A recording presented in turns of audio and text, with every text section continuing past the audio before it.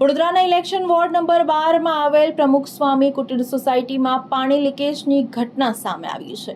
હોળીથી જ અહીં પાણી લીકેજ થઈ રહ્યું હોવાનું સ્થાનિકોનું કહેવું છે.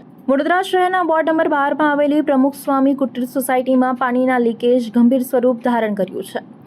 સોસાયટી વિસ્તારમાં સતત પાણી વહેતું રહેતા જાણે નદી વહેતી હોય તેવા દ્રશ્યો સામે આવ્યા છે.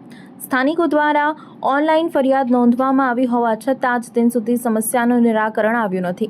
સ્થાનિકોના જણાવ્યા મુજબ હોળી પહેલાથી જ પાણીનું લીકેજ શરૂ થયું હતું. સમયાંતરે રજૂઆતો કરવા છતાં પણ કોઈ કાયમી ઉકેલ લાવવામાં આવ્યો નથી. 31 મેના રોજ પણ સત્તાવાર ફરિયાદ કરવામાં આવી હતી, પરંતુ હજુ સુધી સમારકામની કામગીરી હાથ ધરવામાં આવી નથી.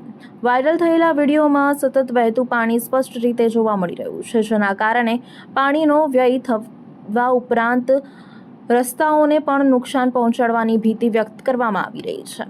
સમસ્યાના ઝડપી નિરાકરણ અને તાત્કાલિક સમારકામની માંગ સાથે સ્થાનિક રહેવાસીઓએ તંત્ર સામે નારાજગી વ્યક્ત કરી છે. જવાબદાર અધિકારીઓ દ્વારા વહેલી તકે કાર્યવાહી કરવામાં આવે તેવી માંગ ઉઠાવવામાં આવી છે.